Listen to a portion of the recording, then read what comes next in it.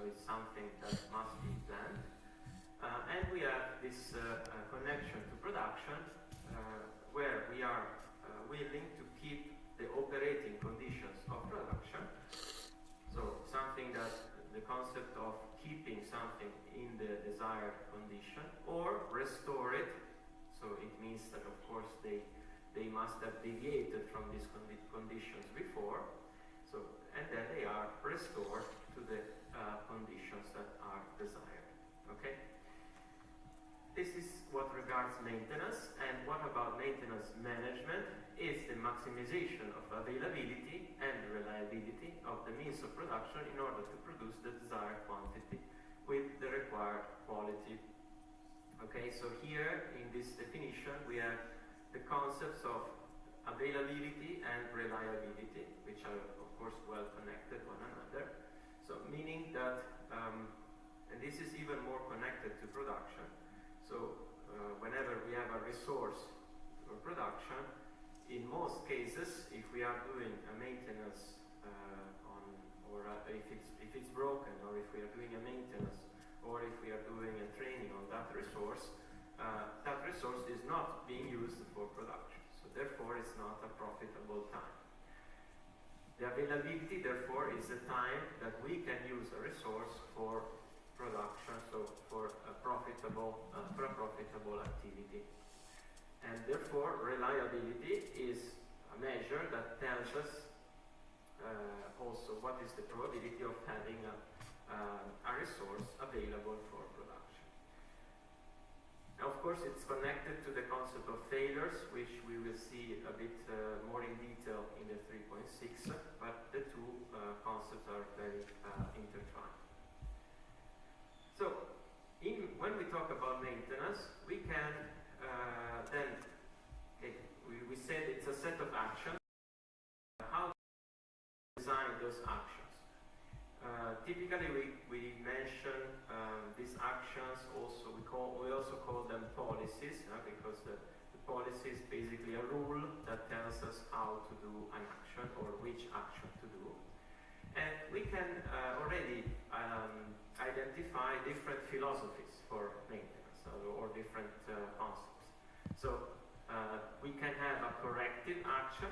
So corrective action means that whenever something occurs, a failure or a problem in the production, we do something to restore, again, the concept of restoring the conditions. Or a preventive action, meaning that we do, and this is connected to the other part of the definition, we do something to keep a component or a machine in the desired condition for production. Then, how are these two main concepts implemented? We can have different philosophies. So failure-based, so meaning corrective maintenance. Whenever a failure occurs, we will trigger a corrective action. It can be time-based, and this is more preventive, meaning that we will wait. So we will set a time, a duration, after which we will apply a corrective, a maintenance action that will allow us, hopefully, to keep the components in the desired condition. Of course, it can be, for example, to restore the lubrication of components of gears. It can be to, for example, restore some electrical cables or panels, and it can also be simply cleaning, for example. That's a typical preventive action that can be done for some plants that require to be cleaned to produce. Or it can be conditional detection-based maintenance. So this is a sort of predictive. So we try, predictive means that we try to predict, we use some predictors to tell us when to apply this action. So we don't have a static rule on time, but we have a more predictive way to implement this action, so to design this action. We have design out maintenance. This is more proactive, meaning that the maintenance actions are defined at the design phase. Or opportunity-based maintenance. The last one is quite interesting indeed, because it actually identifies time windows where maintenance actions can be performed, and it will implement these actions whenever these opportunities arise. What can be an example? So, for example, imagine most of you must have followed my previous course on operations management. Imagine we have an assembly line, and as you know, an assembly line is sequential. So we have stations one after the other. So we know that if we have a failure in a part of the line, of course, the flow is blocked for the whole line, right? What can be a simple opportunity that we can imagine? If we have a failure and we must restore one component, the time that we use to restore that component is also a downtime for the rest of the line, right? So even if the other parts of the line are not in a failure state, or they didn't manifest issues, that moment of maintenance of one component creates indeed an opportunity window for the other parts of the line, because it's a free time where I can actually perform maintenance actions, and it's time that I already paid. It's non-productive time that I cannot use in other ways. Okay, this is just a simple example to remember this type of maintenance. Okay? So, and now we have identified some policies, some possible philosophies or concepts. But which one is the best? Some ideas.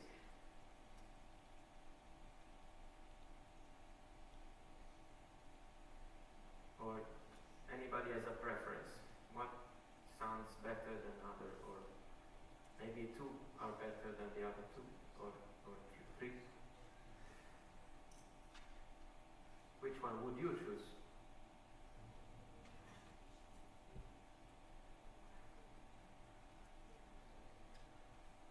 Proactive and, yeah, okay, a combination of two. And why these two?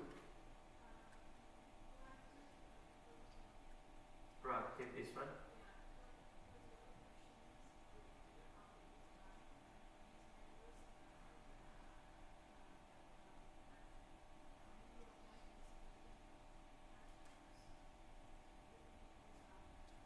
Yeah. And the other one?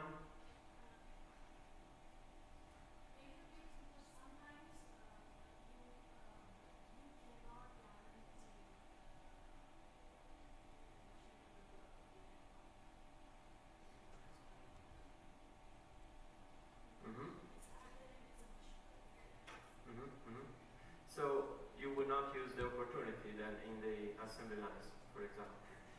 You say, no, it's not good. We wait until it's broken. Proactive, yes. But then we still have the downtime on the other parts of the line, right? So, yeah. And their preferences? Okay.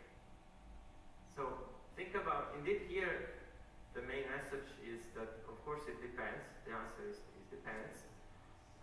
Think about, so even in our daily life, think about what would you do in your house. So we also have machines at home, like a washing machine, for example. Some of you might have it at home. Do you apply, which one do you apply? I think I apply this one, failure-based maintenance. I wait until it's broken, right? Okay. But what about, for example, okay, we said this one is more, it can be for assembly lines, so it can, for this type of systems that have interdependency of availability between components. Think about, for example, the design out. Of course, it can be for complex plants. Definitely, it's something implemented where we need to plan it in advance. Time use-based maintenance is also applicable to other, so for example, in the early airline industry, this was a typical policy used. We didn't want, because of course we don't want to wait, we would never use this one for an airplane, right? So we will hope to use a time-based maintenance to try to anticipate all failures, of course. We definitely won't wait until something fails. So, and in the time-based maintenance in that industry, for some components it's still used. We try to anticipate all failures, and we have even regulations that say even if it works perfectly, this is the duration time, and this is the available time that you can use it, and then you will maintain it or you would change it. So starting with these ideas of the policies, then we can identify some concepts that basically put us a bit more order in the ideas of how these policies are actually then implemented in industry. So we start with and we can identify for each strengths and weaknesses, so pros and cons. So if we can start with the simplest, quick and dirty, so this is more related to, so it's failure-based, and it is basically quite, so if we want to, maybe a word could be naive way to apply maintenance, basically waiting until something is broken, but then also applying a quick and dirty solution, so meaning just focusing on the failure and just focusing on the single component that must be replaced or must be maintained. So quick and dirty already tells everything about this policy or this concept. We are basically, the pro is that it's quick and of course one of the cheapest, but then also the weakness is dirty. What does it mean? It means that we lose opportunities. For example, we don't look at opportunity windows. We might do something wrong, because, so for example, we might overlook the condition of the entire plant or the entire station. So maybe one component is a replacement of one component often could not be enough, but this is not looked at this type of concept, and so forth. Of course, this is very, very self-contained in a few actions, and they're often not enough in complex plant. The second is life cycle. So we look at the life cycle type of maintenance. What does it mean? It means that we already, so this is more design, the design-based maintenance. So we look at the cost breakdown over the equipment lifetime. So whenever before starting the production even, we start looking at, okay, what will be the expected lifetime of our plant? Which components, so is this the lifetime also of our components? And we try to then identify for each sub-part of our plant the correct maintenance strategy. And this is, of course, it is a strong idea because it definitely allows us to visualize the entire lifetime. So it's very forward-looking and it's very long-term looking. But of course it requires a lot of effort.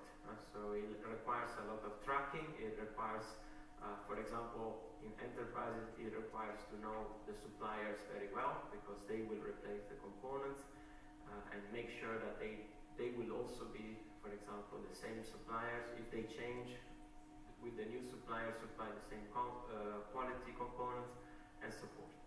So it's very forward-looking, but it's costly. Reliability centered maintenance, RCM, it's a structured approach where we design procedures that allow us to look at each component and identify a risk score, basically, where we try to identify what will be the probability of failure, and if this failure occurs, what will be the countermeasures. So it's a structured approach. We will see an example on how it is implemented later. And it is quite powerful, of course, since it is structured, it also requires a lot of effort to be implemented. Then the total productive maintenance is something that is, if we go back to the previous introductory lecture, is something more related to the Japanese philosophies that we saw in the introductory lecture. And it is very successful in the manufacturing industry. It basically a policy or concept that tries to look at the overall aspect of production. So, for example, not only the components, but also, for example, the people's involvement.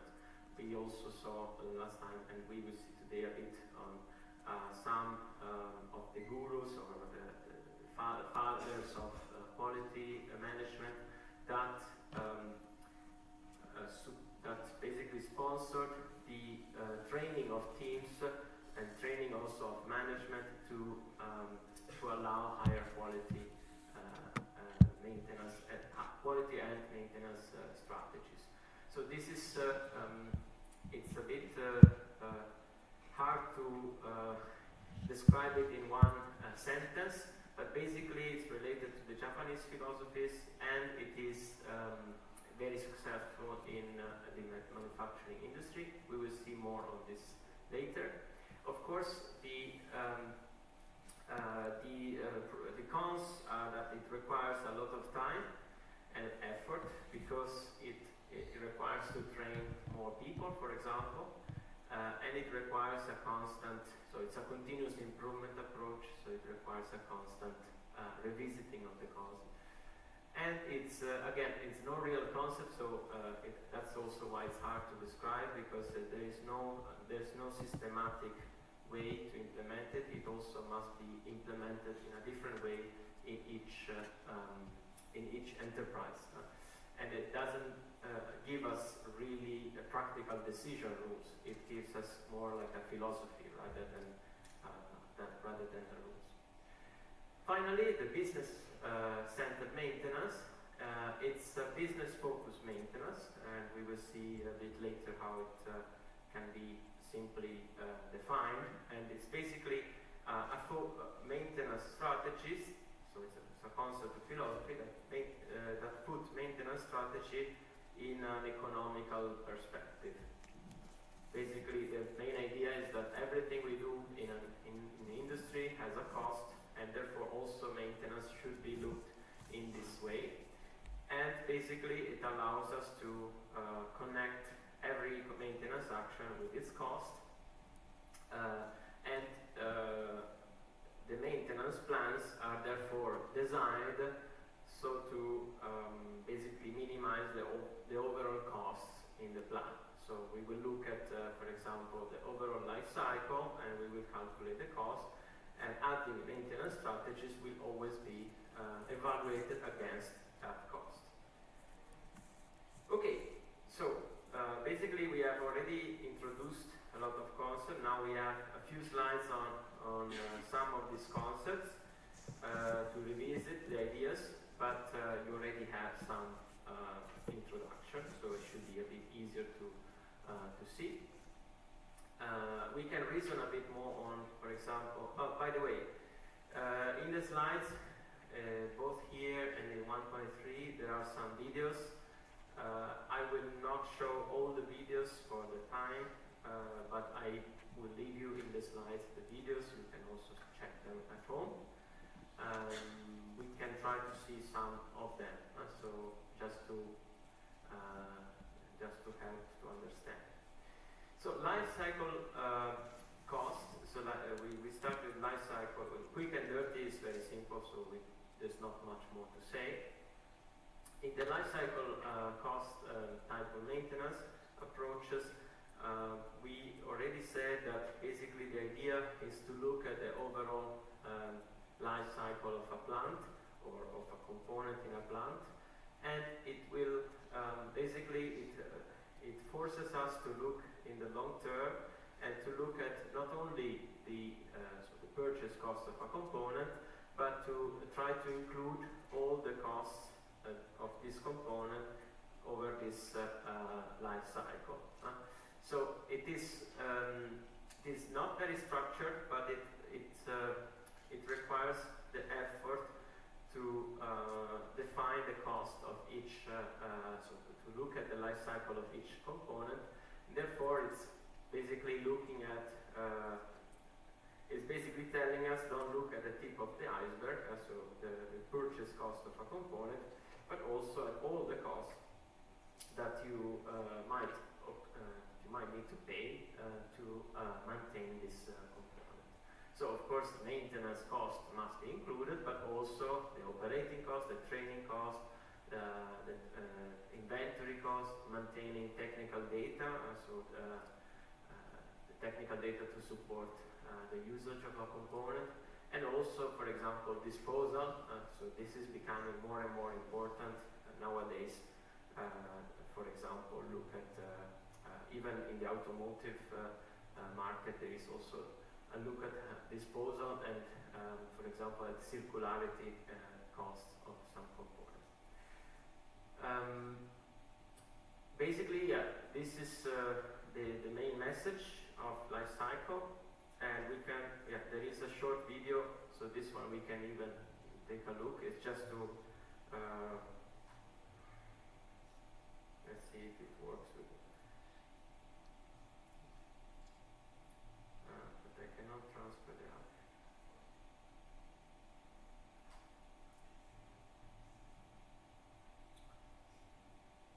Well, I can even talk over it.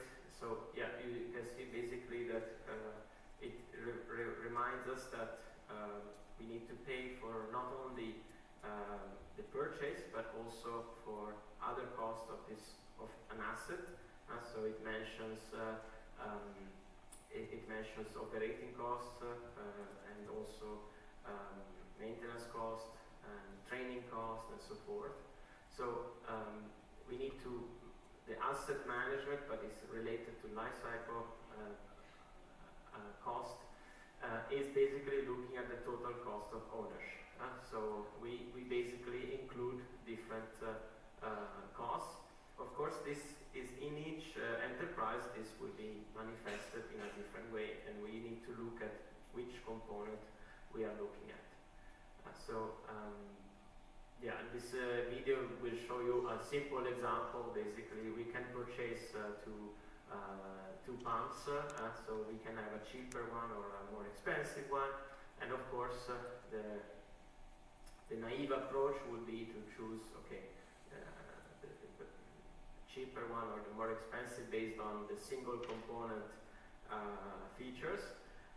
But of course, if we look at the life cycle, we need to include different costs, so to install it, to maintain it, to power it, and so forth. And we need to, and the life cycle needs to be identified. So, for example, 20 years of operating conditions, and you basically find out how much it could be the cost.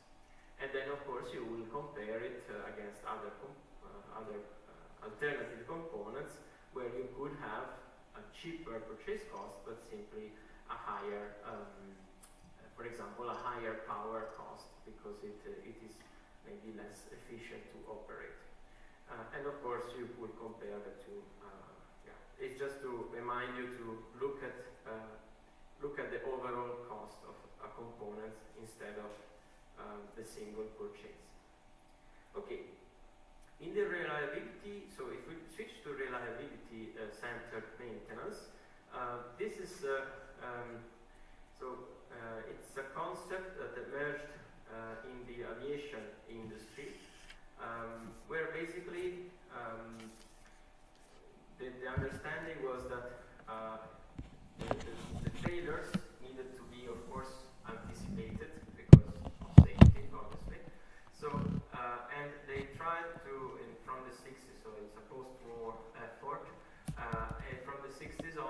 but mostly in the US, to define strategies, maintenance strategies that were looking at the reliability of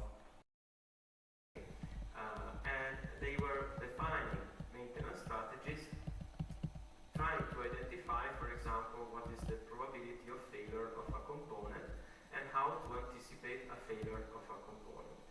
Basically, here there is a lot to say, but also very hard to go in detail in some of them. And the most,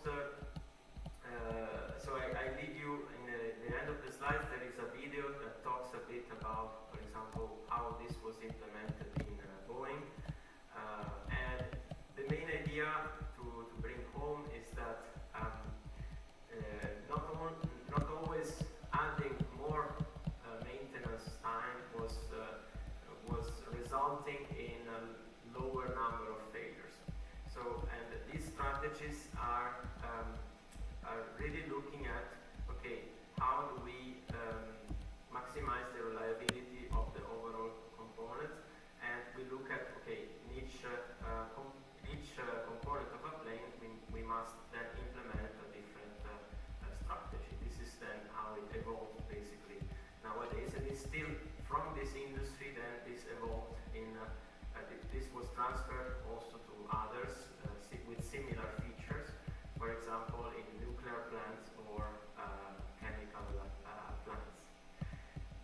We can look at one of the principles that is and in one of the tools also that is used in the reliability center maintenance, which is the FMEA, so the failure mode and effects analysis, which is basically a decision worksheet. So it can be expressed also with a worksheet. So it's a very systematic approach, also in the way that it looks like. So with decision charts and forms, and we can look at, for example, how this would be manifested. So what is FMEA? It is basically, we can express it in a table where we look at, for each component, we will look at the potential failure mode. So FM stands for failure mode and effects analysis.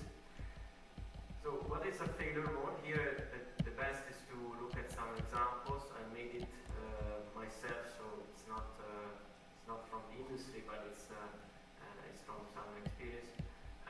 You can basically, so again, brake pedal. I go often back to brakes, as I told you. So if we look at a component or a process step, so we have a brake pedal pivot joint. So it means that we focus on that component alone. And then we look at what is the potential failure mode of that component. So, for example, the pedal becomes stiff or it sticks. Then we identify, for this failure mode, we identify a potential effect. So with the E stands for effect. So what happens if should this failure occur, what would happen? So of course here it can be the driver cannot fully apply the braking force, or we have a longer stopping distance because it takes more time to brake. Then in this tool, the FMEA tool tells us basically to identify a severity score. So there are scores from 1 to 9 or 1 to 10 if I remember well. And basically severity score means how important is this, so how severe can this failure effect be. Of course, if you cannot brake, it's quite severe, so it's a high score. And then we look at, okay, what are the potential causes of this mechanism? Okay, there can be lack of lubrication or some dust, for example, and here are usually listed the potential causes. The occurrence gives us another score, which tells us, okay, this causes what is the possible occurrence, so how likely are they to occur, basically. The control that are currently applied to avoid the occurrence of these effects. So grease, for example, applying grease or doing a visual inspection, and how likely is to detect with these controls, how likely is to detect these causes. The FMEA then gives us an overall score, which is basically the multiplication of severity, occurrence, and detection. And this score is used typically to identify the most severe and the most important components to be taken into account. For example, when new maintenance strategies are implemented. And of course, the recommended actions are then listed. And just to, so now this is a simple example, but just to show you, so for this is Professor Weinberg was able to gather some examples from a chemical process FMEA, and just to show you that these tools are really applied. So I applied them myself in industry, and you can see how they would look in reality. Of course, we have a lot of rows, we have a lot of components, and one by one, then they are analyzed, and we have again the severity, the occurrence, and the detection, and then the final score. Of course, this is not implemented by a single person. Normally, there are multiple people updating and maintaining an FMEA. And it is a tool that, as you can see, it allows us to be structured. It allows us to identify for each component the possible failures. And of course, on the other side, it requires a lot of effort to be maintained and to be also put in action. Of course, all the actions recommended theoretically should all be applied. I must be honest myself, I've seen many cases in industry where not all the actions are applied simply for resource constraint. Of course, you would prioritize the actions, and then you would make a strategy to put them in place. Okay? Clear up to now? Maybe here some doubts or some. Okay. In the slides there are some books, pictures, by the way. It doesn't mean you need to read the whole book. So it's just to show you that if you're interested, of course, go ahead. But it's just to give you a reference and to show you that for each of these concepts, we could make an entire course, because there are a lot of references and a lot of studies behind that.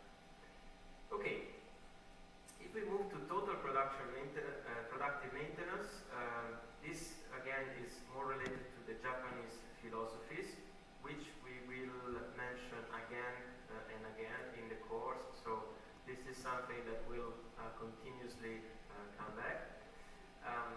In this slide, we just do a couple of examples. So it's something that again emerged mostly from the post-war Japanese development, industrial Japanese development, and it is implemented. There's no single strategy to be implemented, but it is manifested in a lot of concepts and a lot of philosophies. So there are a few. So they all have Japanese names.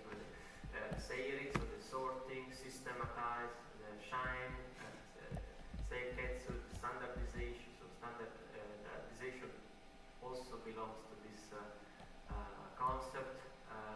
We have Kaizen, which is something we will mention a lot. So the idea of continuous improvement, plant maintenance, and so early product maintenance and early equipment maintenance. So this is something that we will mention again also.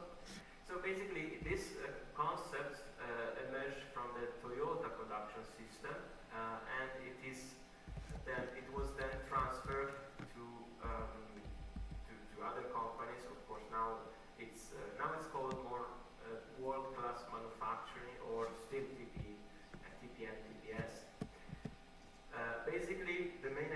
its concept is to achieve excellence in production, and it is, again, it is something that then regards the whole enterprise, meaning that it involves not only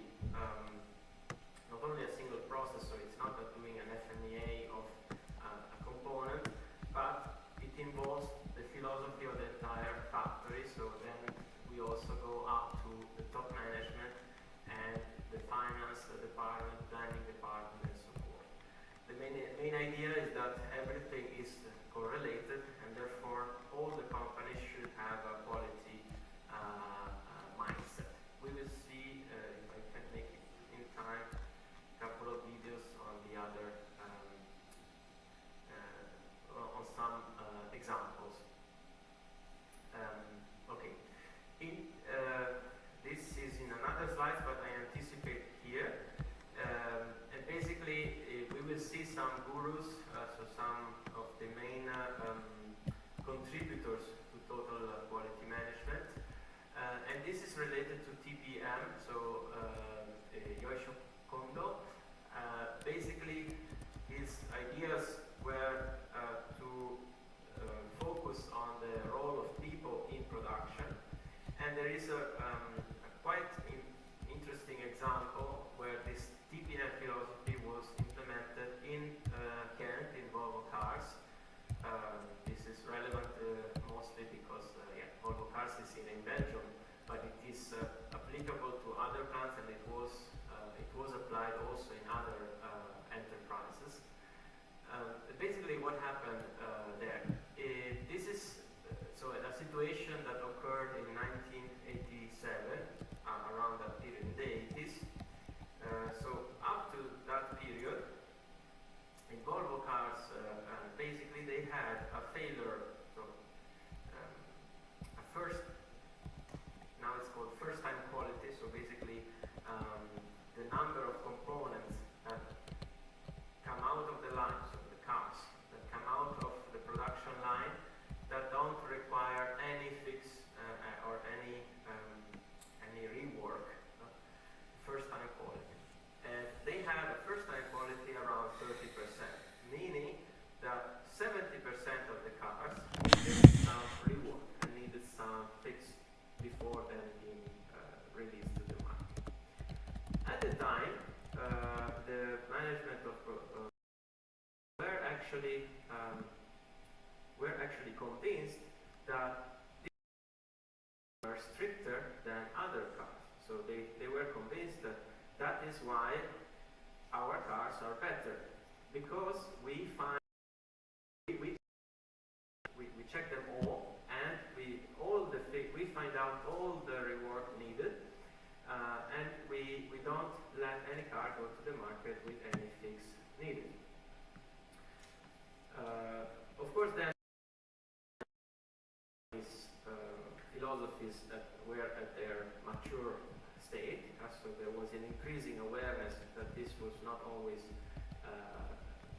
that the quality was also a philosophy emerging in all the company sectors and company departments.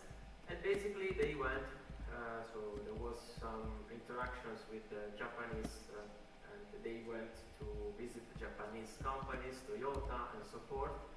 I don't know the details honestly, but then basically after they visited Toyotas and the Japanese enterprises, they realized that their approach was definitely improvable, and basically they realized that in the plant they were implementing. So here is a bit small story. Basically, their approach was to put quality controls only at the end. So if you look at, there are different specialists, so maintenance specialists, the operators, instructors, or the foreman, which is basically the shift controller. But then the quality controller was only at the end of the line. Basically, this was causing their troubles, so because they had no visibility on possible issues along the line. And then after their restructuring, they then implemented new strategy, a new production strategy, where they had different teams working in cycles in the line. And the quality was then the specialists were all trained for quality, so for quality checks, so that this was allowing them to detect problems early and to apply corrective actions, but also to then apply strategies to prevent and avoid those failures in the first place as well. Something that obviously the previous implementation was not possible at all, because there was no visibility on where the source of the failures or the source of rework needed was coming from. So this was, of course, nowadays it sounds almost natural, but at the time it was really revolutionary.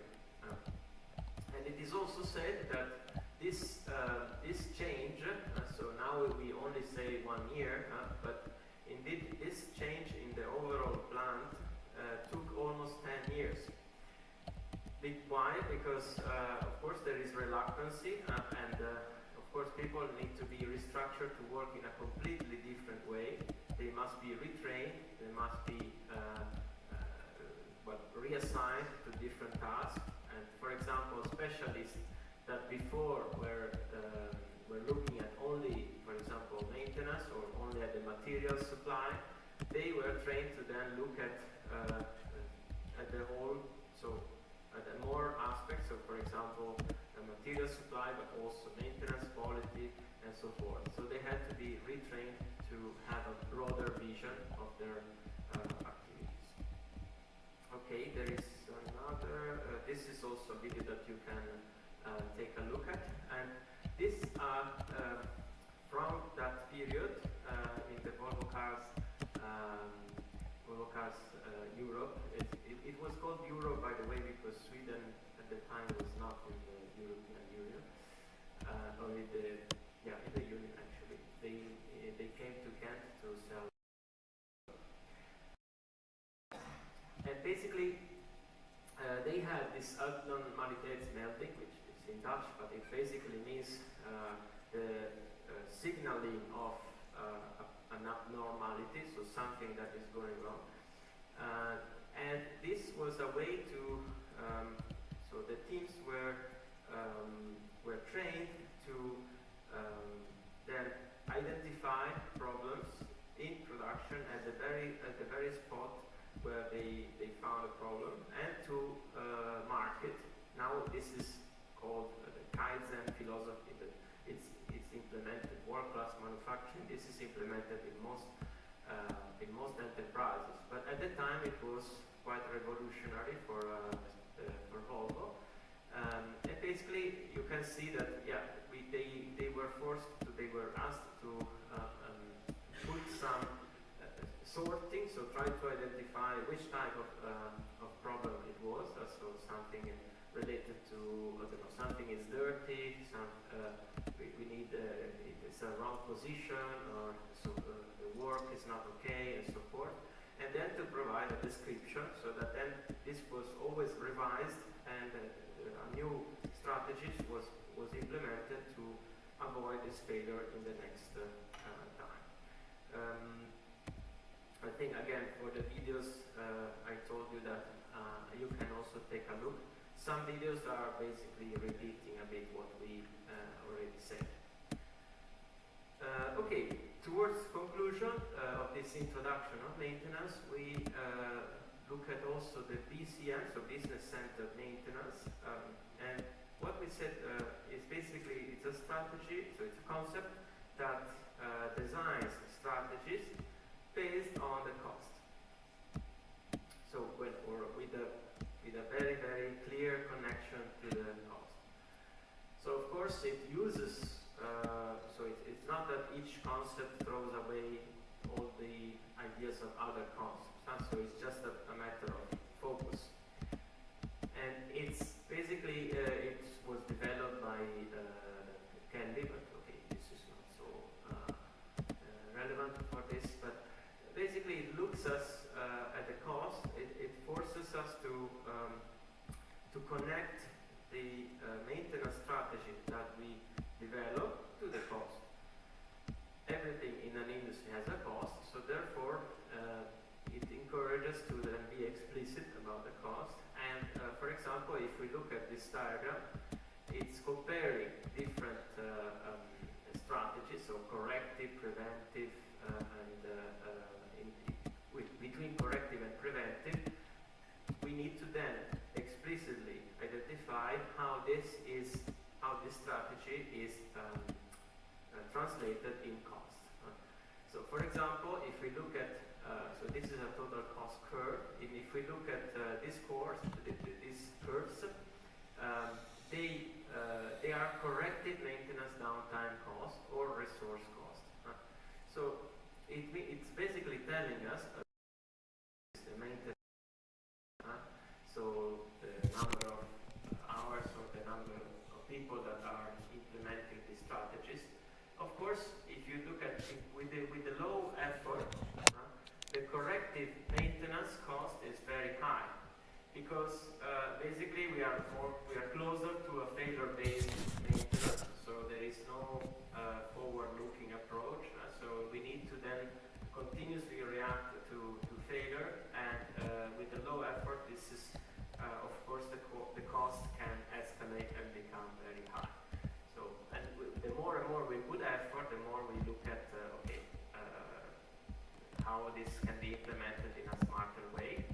In the preventive maintenance, so we look at, for example, the downtime cost, and this is quite interesting because, for example, you look at if you look at this curve, it keeps zero for a while, and then it increases.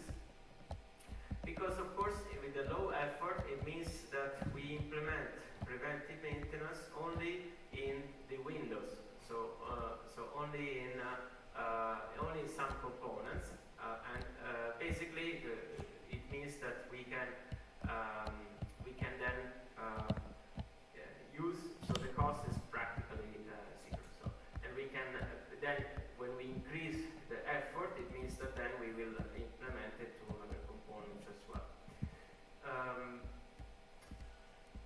Yeah, and then of course, if we do with more effort, with the more effort, this could involve a production loss. So then we need to include that the cost will the downtime cost, so the time that the plant will remain down will be higher. Finally, well, the main concept here is that we will identify a total cost curve, and the strategies will be selected based on the total cost. So based on the total cost of the strategies that we identify. Okay. Finally, I think that I just wanted to tell you that this video is relatively interesting because it summarizes a bit the connections between reliability-centered maintenance and then the new strategies. So it also tells us a bit of historical view towards nowadays. So try to take a look at it because it's quite interesting, and it's connected to the airline industry that we mentioned, but we didn't focus on it a lot. In this video also that I won't show, you can see some testimonials from the Volvo Cars Kent, and it's in Dutch, but I think I made sure that there are some English captions, so you can also look at the video. Okay, I made it almost in time to finish the introduction of maintenance. Some questions, or also for the assignment. Finally, so the assignment for those of you who did operations management is fairly similar to what you have done for that course. It is reading of a paper that you can choose from the sources, so that you can find online. there will be in the description some hints on how to use proper scientific sources. And the idea is that then, since as you have seen, this is a very rich topic, you can then go a bit deeper in your reading on one paper, and you can provide a small report on the paper giving also your view on a topic related to maintenance. We have already identified a good date for a deadline, December 8th. It should be okay and quite balanced with respect to your calendar. And we will provide this more details on Toledo and the page where to upload your assignment on Toledo as usual. You should be used to that. Okay? Any questions on the assignment? Yes?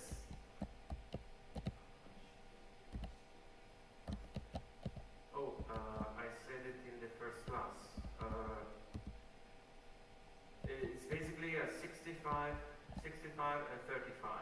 So the assignments are on the 35 part, and they are the two assignments. So those two will account for 35. I think those two, they should be balanced, but now I'll check on that. So meaning both 50. Yeah.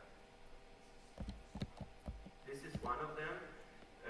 As I said at the beginning, this is the one related to the main part of the course.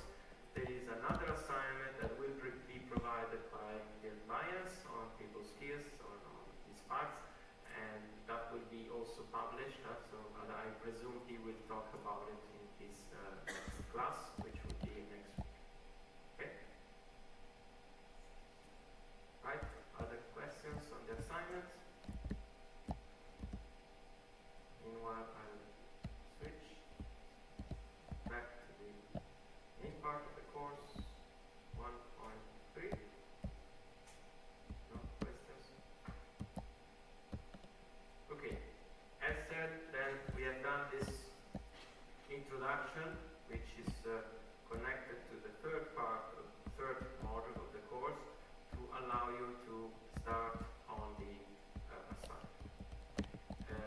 Now we go back to 1.3, so module 1, and then from here on we will mostly work sequentially in the modules, and so next time I will try to conclude part 1 and possibly given the time, and then we will switch to the part 2.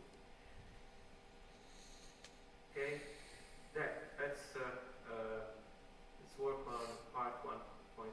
As I said, it's still relatively introductory part of the course, but now we introduce some of the gurus and the concept introduced by these gurus that are also useful for the remaining part of the course, because for the remaining part we will often cite back some of this concept, not all, but we will try to then find connections. Okay. In these slides, there are listed some of the main reference people, reference professionals in quality management.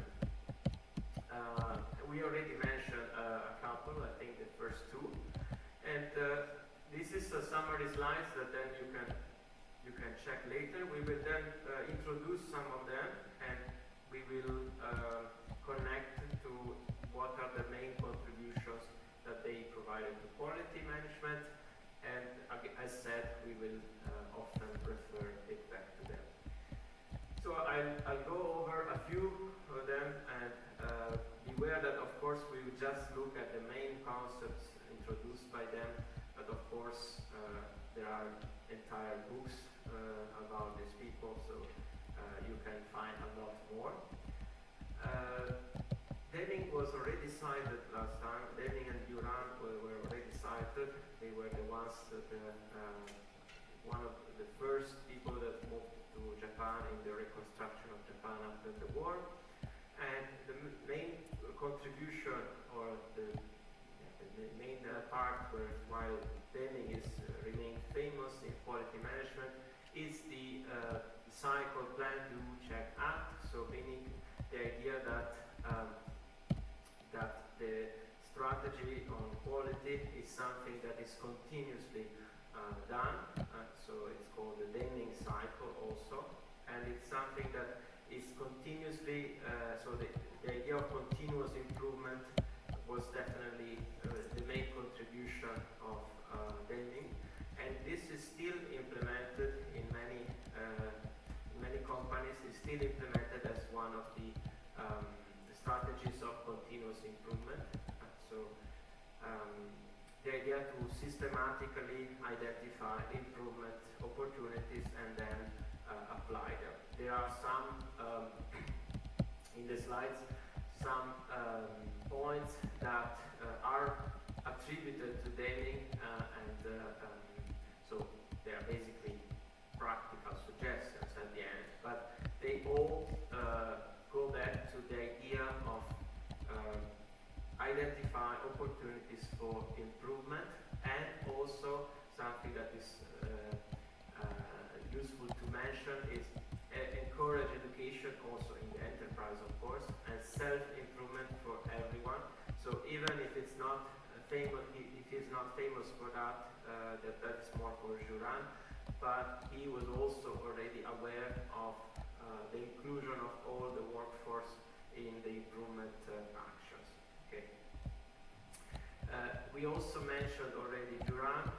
He also was part in the Japan reconstruction, and he also was just to remind, he was also pushing for the inclusion of all the enterprise teams, including the management, in the quality practice. Now this is something that is quite normal to be considered in enterprises, but at the time this was quite revolutionary. And then he was also the Pareto principle, basically the idea to prioritize the strategies based on quantitative measures of quality. Philip Crosby is also another important guru or mentor of quality. He is the one that is mostly famous for the introduction of the zero defect philosophy. The idea that to achieve excellence, you should aim to zero defect in the first place, so that is basically to implement strategies to move, so the target should be zero, and the idea that is the only reasonable target to allow you to continuously improve. And then this actually now is manifested in specific, so in the different enterprises. This is specifically implemented in different ways, and there are really, maybe for your assignment could be useful. It's not that I have a preference, but you could definitely find some interesting recent works on this concept, because with the new, with the recent industrial revolution, where we can measure a lot more in detail and a lot more in real time our production processes, this really is starting to become a real possibility and even a reality in some enterprises. You might have heard of Ishikawa already. It is also one of the most famous quality gurus, but of course famous mostly for the fishbone diagram, which is also called the Ishikawa diagram. And what is the main message of this approach? It's a systematic approach that identifies the causes of failure or the causes of a low productivity in a systematic way, and it drills down to different categories to allow us to be systematic in identify the connections between a cause and an effect in production. So, for example, the quality of materials then are, and the quality of a machine and the quality of the metals that we put in. And the idea is to then look at strategies that allow us to implement improvements in each of these dimensions in a systematic way, so then of course the final results can be also resulting in an improvement. Of course, this is used mostly for the cause and effect analysis for failures, but then it is